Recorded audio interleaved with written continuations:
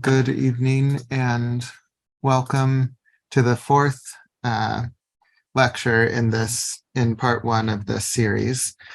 This lecture is called Penitential Poetry, Narek and its Heirs. And if you remember last time, we talked about how that in the 9th to 11th centuries, a new phase sort of develops in Armenian monastic history.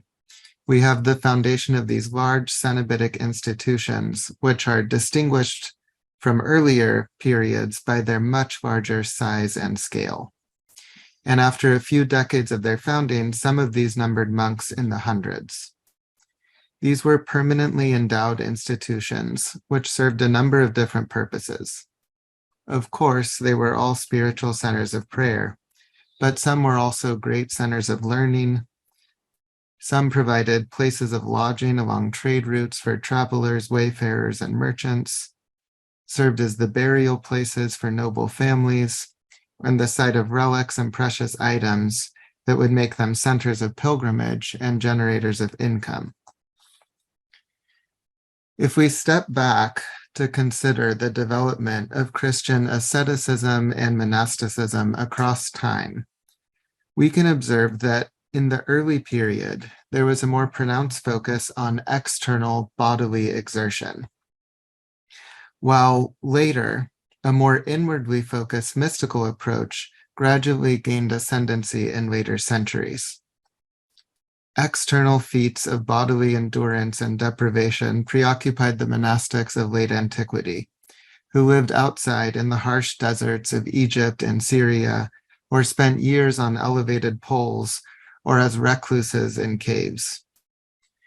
Gradually over time, a more pronounced focus on interiority and cultivation of the inner spiritual cosmos developed. The large monastic complexes founded in this period, being located away from cities and being more spacious, comfortable, and enduring, wooden and then stone structures, provided fit venues for the new trends in monasticism that prized mystic interiority over feats of external endurance. And as you'll remember from last time, Narek Monastery was founded in the 930s and soon developed a reputation as a vibrant center of liturgical performance, ascetic mystical spirituality, and as a center of learning. It will be helpful for us to first spend a little bit of time looking at the daily life and education that Narek's first monastery, Anania, established there, so that we can then better understand how poetry, and specifically penitential poetry, fit into the overall purpose and goals of the monastic life. So, no surprise, the beginning and end of a monk's education was the scriptures. The use of the Psalms as well as Proverbs in the earliest elementary exercises to even just learn reading and writing in monastic settings is attested to since at least the 5th century.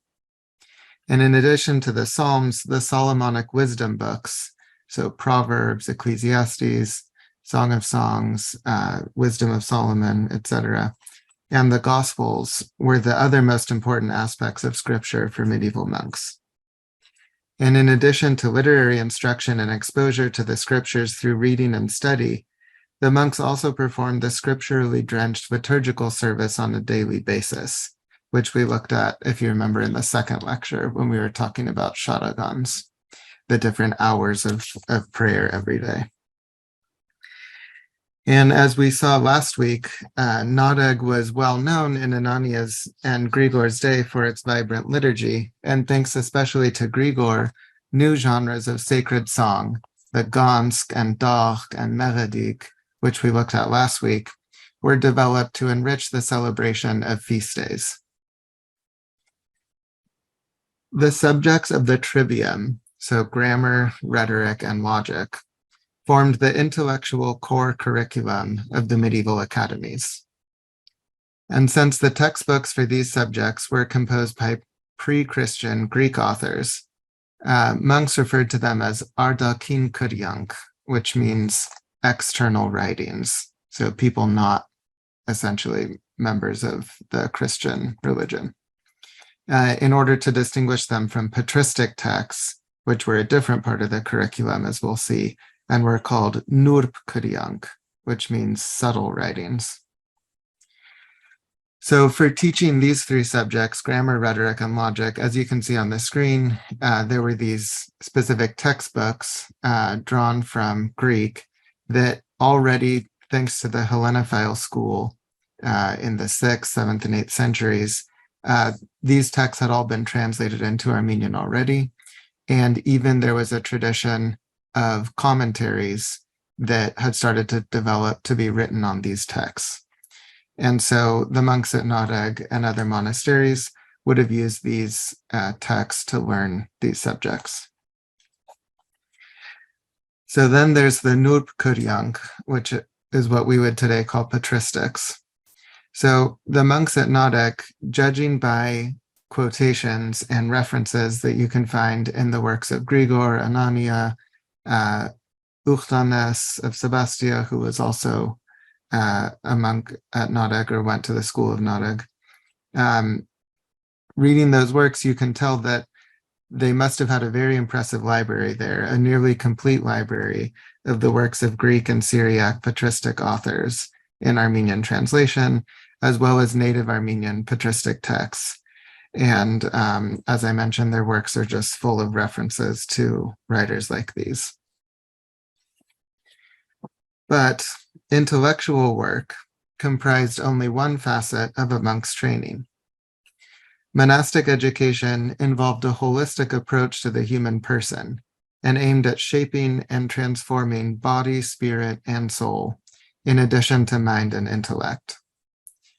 And we can form a picture of what Anania's spiritual and ascetic instruction looked like at Narek Monastery through a work of his called the Book of Instruction, or Hrada Kirk. One of the core purposes of this book was to provide guidance for shaping the worldview and regulating the behavior of the hundreds of new monks entering the many large monastic institutions founded in this period. The work thus focuses heavily on the initial stages of training, so various ascetic disciplines, ethical instruction in acquiring virtue, and how to live harmoniously together in community. So certain texts instruct young monks how to cultivate specific virtues, such as humility and patience. Others were meant to help the monk battle harmful thoughts and deal with troubling emotions as they confronted the inner recesses of the self. Still others were meant to be used in conjunction with a specific ascetic practice, such as prayer with tears. Such ascetic or spiritual exercises would be engaged in both communally and individually. In addition to participation in the public communal liturgical services mentioned above, at Narek, even greater emphasis was laid upon a monk's solitary prayer before God and their individual practice.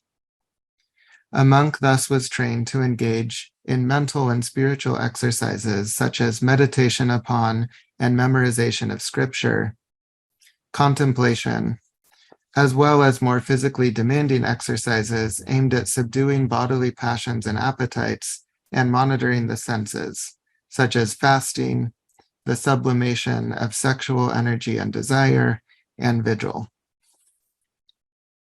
A couple kilometers away from Narek Monastery are caves built into a nearby hill where ascetics would take lengthy solitary retreats to engage in such teaching.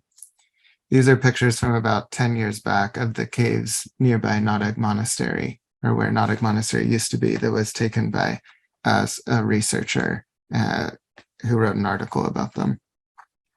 We know that Gregory, and other monks of Narek Monastery went there frequently for private retreats or solitude. And according to some traditions, Grigor even wrote the bulk of his famous prayer book there. So in addition to intellectual formation, which we associate most closely with education today, spiritual and bodily training was also of central importance in monasteries. This holistic approach to the formation of the human person had as its principal goal the shaping of the whole self into the likeness of Christ, propelling the individual on the path to deification, theosis, or asvazatsum, which is the ultimate and stated goal of a monk. So how did writing and text and poetry all fit into this? Well, writing and texts were brought into the service of this principal monastic goal. Rather than be pursued for the purpose of entertainment or creative expression or aesthetic beauty alone, texts composed for internal use in monastic settings were written and employed to serve the ascetic mystical quest of monastics. Anania was likely also the primary writing teacher at Narek, and we see in his instructions some new features and approaches to texts that will be then developed by Grigor in his prayer book and then followed by later writers in the medieval Armenian tradition. One of the most striking literary methods developed at Narek was the composition of powerful, rhythmic, and alliterative poetic texts that were meant to be used in conjunction with spiritual exercise in order to aid the monk's self-transformation. Such works took the Psalms and wisdom literature of the Bible as their models and adapted them to the aims of the monks in the contemplative monastic setting. These texts were meant to be memorized and meditated upon in order to promote ascetic virtue and or to be used in conjunction with the practice of an ascetic discipline, such as fasting or vigil, or most importantly for present purposes, confessional or penitential tearful prayer. Anania called these texts that he wrote prompts, bajark, and included them in his various instructions so that monks could extract them and use them for these purposes. For example, in one text he wrote called On Compunction and Tears, which is devoted to teaching about the practice of praying with tears and teaching people how to prepare themselves to acquire the gift of tears, Anania says that these prompts that he's giving are to be employed in order to help spark tears when the heart is hardened and tears are not immediately forthcoming. We can look at one example of one of these prompts from a text of his called On This Transitory World, which was meant to help the monk overcome desire for fleeting and transitory pleasures of this world and seek heavenly goods instead. And you can imagine how important such instruction would have been when you have a situation in the early modern world where really young boys would be sent to monasteries. They wouldn't necessarily choose to go live there. They would be sent there and from a young age have to adapt to their environment there. So you need texts that will capture their imagination and give them good reason to believe in the value of what they're doing and what they're giving up and what they're living for. So we can look at just the beginning of this prompt. This one is much longer, but it'll just give us a taste of how these texts kind of are. Let's read a little of the Armenian first, and then we'll read the English. Art, tu zeis amenain chorchia, yevimid ar, vor garog linis hachtel ashkarhi. You can see already, maybe notice in the language how this is not like high style classical Armenian. It's almost approaching Middle Armenian and would have been much closer to how people spoke at the time. So this vor garolinis is much more like Middle Armenian sort of form than classical Armenian. Nayev Martin Gari Arakabes Popochi. Zi Tebet vorbes sergines partrana, vorbes sergir mochrana. Vorbes zamb sapri, ye vorbes gatil bagase.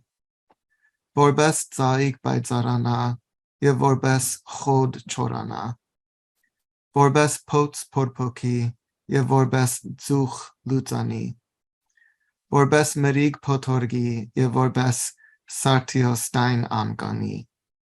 Vorbes hanots sastgana, ye vorbes argaidzial shichani. Vorbes zov harne, ye vorbes savaz I chores angelmi. Vorbes zar vailchana, ye vorbes dere totapi.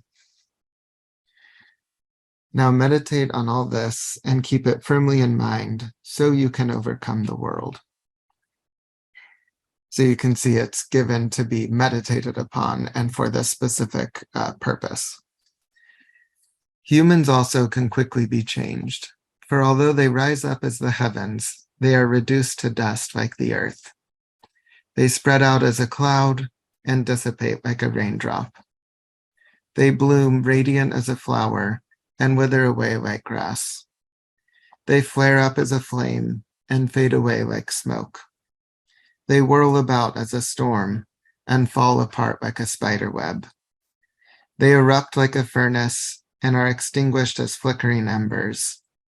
They surge like the sea and sink to the depths like sand. They stand stately as a tree and fall away like a leaf. And it goes on, much longer than this. But you can see how there's just image after image after image coming at you. And some use of alliteration, pots, porpoki, throughout different parts. The late scholar Horatia Tamrazian, who was the director of the Madanataran library in Armenia and passed away some years ago, worked a lot on the writers associated with Narek Monastery. And he discussed how these texts of Anania were essentially the precursors to the Bunk, the discourses in Gregory's prayer book. And as we know, that prayer book was specifically requested by ascetics to be used in conjunction with their solitary spiritual exercises and prayer. And each one refers to the person praying the text as the huskol, which means the person keeping vigil, essentially. So we can compare that previous text with this passage, which is from Discourse 3, the third one. Anter gardzra tsutsanas asir diargeluis, zergencheli ken anjar yavachavor. Mi yeret an bedur I poker vastakuis, Iper abachan sermanor an peri yerkri. Milici insierknel, je voch tsananel. Vochpal, je voch ardasvel. Chorhel, je voch harachel. Ambel, je voch ansrevel. Antanal, je voch hasanel. Instzainel, je vkez voch lesel. Baradil, je vandasmanal. Gorgoril, je voch vorormil. Arachel, je vochinch okdel. Zohel, je voch gengerel. Uzkez desanel, je tadar gyalanel. Lur ins, nach kanes gartalas imarkez, miaina tezor.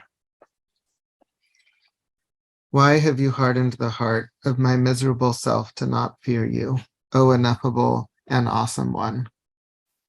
Let me not be fruitless in my small labor, like a negligent sower of barren land. May I not labor but not give birth, lament but not shed tears, meditate but not sigh, cloud but not rain, run but not arrive, raise my voice but not be heard by you, supplicate but remain ignored, groan but not be pitied, beg but not be helped at all, sacrifice myself but not be consumed on the altar, see you but walk away empty. Hear me before I call out to you, who alone are mighty. So what do we notice in texts like these in terms of like literary methods and styles? What are some of the features that might distinguish these sort of texts and other texts of this type or the rest of Grigor's prayer book? And why might those features be there? What purposes are they meant to serve? And we might even just start by asking why poetry at all for texts such as this? Well, if you think about poetry, of all the literary styles, it's the most affective, meaning it plays on your emotions and feelings more than prose or narrative description. It's the most like music in terms of being able to get at your feeling center, your heart. And so if the goal here is to induce tears and a reverential, humble attitude towards God, to make the person feel compunction and have the right posture towards God, then it makes sense why poetry would be employed for this purpose, because that's going to be the best way, have the best methods to be able to touch and affect the heart and feelings of the person praying or listening to these texts. So poetry with its rhythmic and musical elements is certainly the most powerful form of language for affecting the emotions and feeling center. And Grigor makes use of a range of different poetic methods in order to achieve this purpose. So one is that the texts are strikingly personal, even in the grammar, in terms of almost the entire prayer book is written in the first and second person singular. So it's really like the naked self or individual before God. There's very little third person narration. It's very intimate and confessional, the self with the self and with God in private. As you know, each one starts with those words, I chorot serdi, serdit chosk antastudzo, from the depths of the heart, speech with God. Another thing that you probably noticed, even just in those two examples we brought forth, was these long, long lists, or it's not repetition because there's different things being said each time, but it's just long, long lists, image after image, or word after word, attribute after attribute. And if you think about what would the purpose of that be, I think it's meant to overwhelm the mind, even to induce a sort of trance-like state, or just alter the mind or consciousness by the mind can't really fully take in or capture everything being said. It's meant to overwhelm and overpower. It's when you're dealing with, God, the infinite, what is beyond, fully capturing in words and language, then you're always going to be reaching and stretching for something and never arriving. And so that's why you have these long, long, long reiterated lists and things. What you're trying to induce is a sense of God's infinite greatness and sublimity and goodness. So there's a great deal of meditation on God's divine attributes and acts. And here's just a little example. The first discourse, or the third discourse, starts out with a list that goes like this. O Lord, my Lord, giver of gifts, altogether good, fair ruler of all, sole creator of all things from nothing. Glorified, inscrutable, awesome, astounding, frightful, mighty, formidable, indomitable, unapproachable, incomprehensible, unintelligible, ineffable, invisible. I'm not going to read the whole thing, but this is only probably a third of it. So there's 99 of these. Someone counted and saw how even that is kind of drawing on the Arab Islamic tradition of the 99 names for God.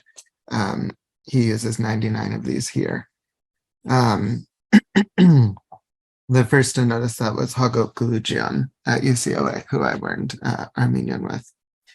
On the one hand, you have all these texts, all these passages like this that try to get at capturing and giving you an experience of the divine. I think it's meant to induce a state that's similar to the feeling one gets when standing at night in a solitary place, looking up at the stars and meditating on the endless horizon of space, and that feeling you get when you feel your own smallness in the face of that infinite greatness. On the other hand, there's so much of the text, and anyone who reads it will notice this, so much that's focused on the what I said here, on the one hand, God's infinite greatness and sublimity, on the other, man's smallness and waywardness. So all the talk about sin and the thoughtless things that one has done. Again, this is basically just the same thing, but in reverse, meant to bring you down to size. We're all tempted and we're all just prone to becoming the centers of our own universe. And all of these texts are meant to bring you down to your proper place in relation to the infinite complexity of the universe, other human beings, all of creation, and ultimately God. Within that, though, there's very little despair in the poems, in the texts, because it's all written with the full awareness that once you establish these two kind of poles, the infinite, sublime, good, divine on the one hand, and the wayward, small, insignificant human being or individual self on the other, it makes it all the more profound and incredible that there was the incarnation and that God became man in order to reach those small human beings and bring them up to divinity. And Grigor talks about that in so many of his discourses. And that's why all of them, as Bishop Daniel has noted in some things he's written about, how they always have this movement where they move from penitential, self-deprecating even prayer and approaches, and then transition to profound praise and joyful praise towards God. And we can actually see an example of that in Discourse 9. I've selected different parts from the beginning, middle, and end, so you can see an example progression here. And now, O my wretched, most shameful soul, with what deserving accusation shall I describe you in prayers expressed in this testamentary book of lamentation? You are speechless in your response, unworthy to consort with God and the saints. If I were to fill a sea basin with a mixture of ink and measure out parchment in the length and breadth of vastly expansive fields, and make pens out of the groves of reeds from many a forest, I would not be able to cover in writing even a fraction of my compounded iniquities. Indeed, if I were to gather the cedars of Lebanon to construct a balancing post, to set an upright measuring means, and to put Mount Ararat in the lighter scale, it would not come close to equalizing. So just as you could never capture the infinite greatness of God, you could never capture just how heavy and weighty all of your sin is. For with the measure I use to reprimand my soul, let your undiminishing compassion be measured to me in return, that I may receive your abundant grace vis-a-vis my greater debts. However much the spread of my incurable and irrepressible wounds, may the genius of your healing art enlighten twice as much. O exalted and reputable physician. As for the increase of my debts, may it always be topped by your lauded generosity, O reciprocator, as told in your incense-worthy parable. So you can see what's going on here. It's not just a listing of sins for, sorrowful, self-deprecating purposes, but to make the salvation and healing appear all the greater. Because for however much sin there is, there's twice as much grace. And then it ends, you give comfort, you banish despair, you lift away the darkness of sorrow, you turn the sighs of lamentation into laughter. To you befits blessing with praise in heaven, from our forefathers and their progeny, forever and ever. Amen. And this is essentially the kind of movement that takes place in most of these discourses and became essentially a standard kind of movement in these penitential prayers, which were often very poetic in their composition. We could call this new kind of form of writing penitential poetry or confessional prayer in verse, which was developed and perfected over 2 generations at Narek Monastery, but had a very long afterlife and many later followers in the late medieval Armenian tradition. And I'll mention just 2 examples here.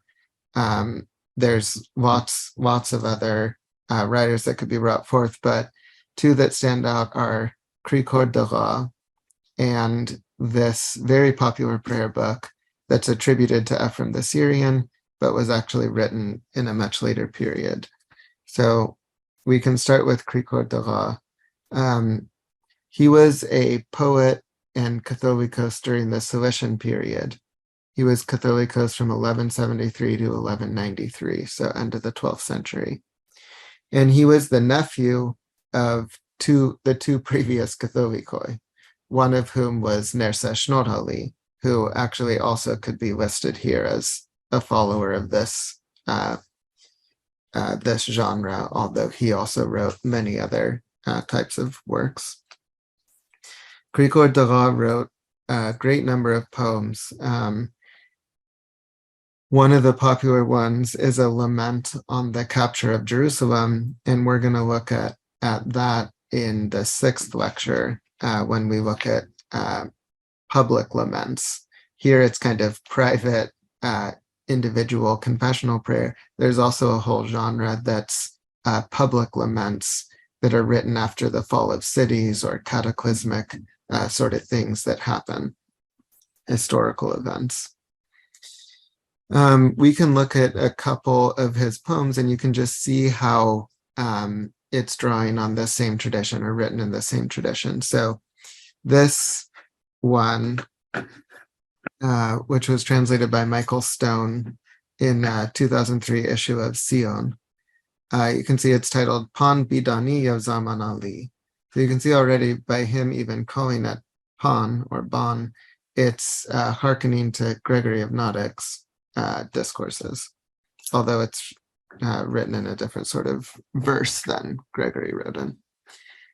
So this is a much longer piece. This is just the first 4 stanzas to give a taste.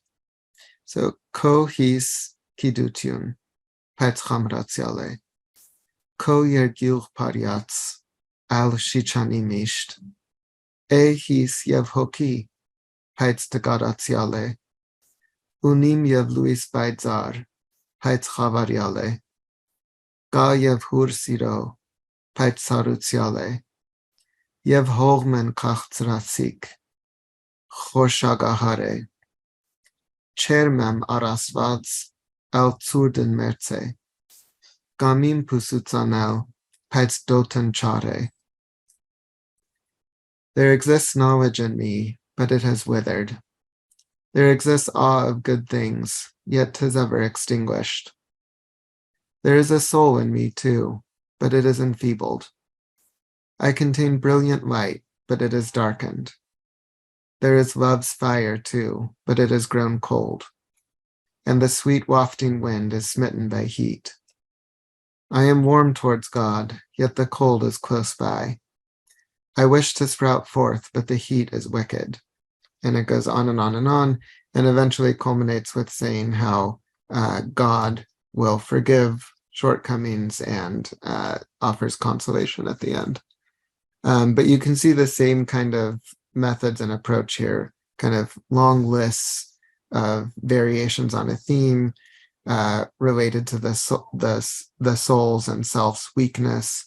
Again, it's very like personal, written in, you know, first person singular.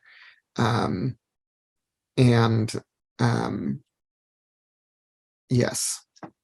Another example,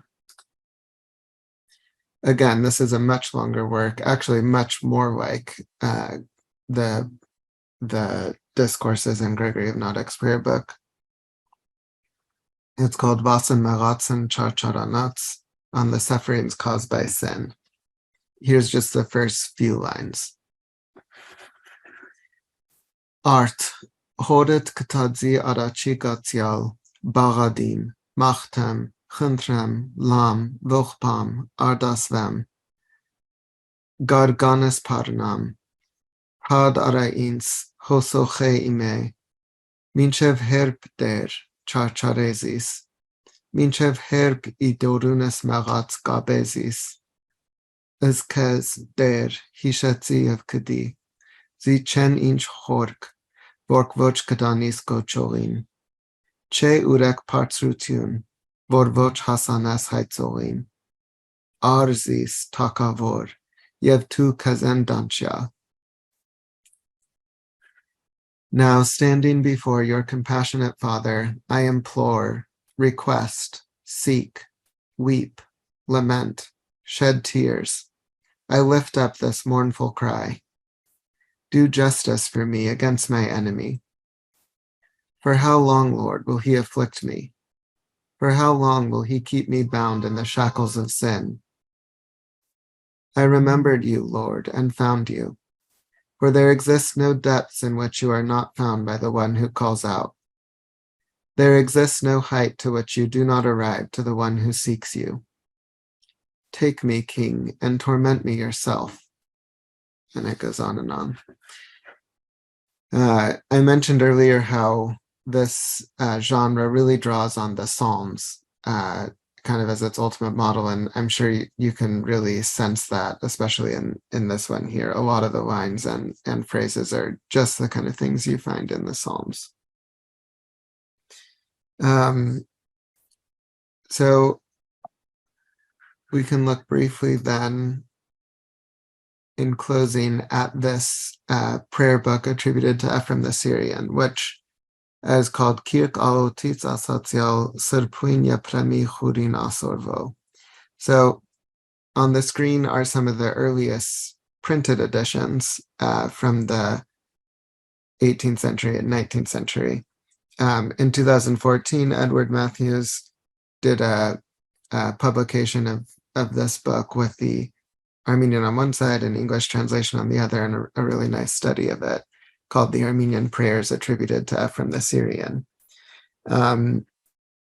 He mentions how it was an immensely popular text in the Armenian tradition in the late medieval and early modern period. There's over 70 manuscripts of this text, which is a really large number for Armenian texts. And there's dozens of printed editions, starting with the first one in 1734 in Constantinople.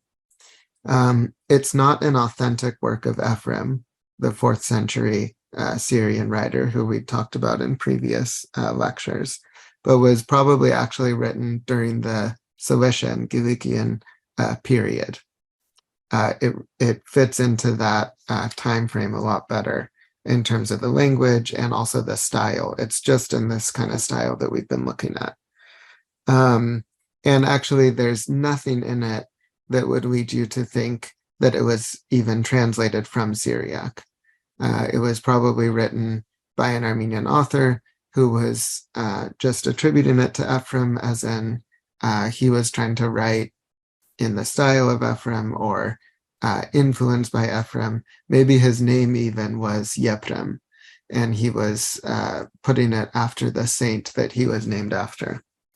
But really it follows this model that was set by Gregory in his prayer book and then picked up by later writers like Krikor Dara and others. It's sometimes combined in manuscripts with other famous prayer books, there's some manuscripts that even have the Narek and this prayer book together, or other prayers from other writers in the Armenian tradition. And let's just look at the very opening of this, and you can see it's just the same kind of style. So, Agot Kzoravor, Sirpo Horin Yapremi Horina Sorvo Asatsial. Dester is Darabanesim Yevis Tsavas Hokvoimo Pasma Meris. Tarts, Neria Yevikez Arachnortia, Borasatser, Tartsaruk Aris, Yevies Tarnamartzes. Ins Lekeluis Voromia, Ins Yargaluis Oknia, Ins Chavaraluis Jarakaitia, Ins Moloreluis Arachnortia, For Liam Merok, Yevan Pavhansanok, Yevihortsanes Anorenutian Dara Perial Zapim, Yevarkez Abavinim, Vorbes Bedrosin, Tsernargia Ins. Kochem Vorbes as Maxavoren Artaranal, Schnorchia as Hansanes im Vorbes Zavazagin. Hats Yev Ins as Turin Genats Janabarin, Yev Muids Zis Harkunagan Arakastin. Ov Chork Medzutian, Yevimastutian, Purgia is Zamperniales, Vori Chores Magats Zovunangelem. Zerdzo Yevzoratzo Zis, Arnel is Gamesko, Sakal Yevlal Antatari Deveyevi Kisheri, Zamenain Anorenutun Yevishech Kutunasim. So, now reading the English, notice how it's the same kind of style in terms of first and second person. It's the individual self speaking to God, and there's this like repetitive circular sort of motion for it, a very back and forth. See, O Lord, my tribulations and the afflictions of my soul, for I am burdened by my many sins. Return, grant pardon, and lead me back to you. For you said, return to me, and I will return to you. Have mercy on me, for I am languishing. Help me, for I am so wretched. Shine on me, for I am so dark. Guide me, for I have gone astray. I am filled with sins and uncountable transgressions. I am floundering and tossed about in torrents of iniquity. But I take refuge in you. Reach out your hand to me as you did to Peter. I call upon you to justify me as you did the tax collector. Pardon my transgressions as you did those of the thief. Open to me the gate to the way of life, and bring me into the royal bridal chamber. O depths of majesty and of wisdom, deliver me, for I am trapped, and I have fallen into the depths of the sea of sin. Free me, and give me the strength to do your will, that day and night, without ceasing, I may weep and lament all my iniquity and my slothfulness. And so I think with these kind of selections, you get a really good taste of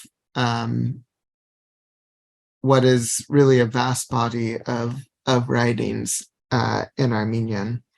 And as you can see, is full of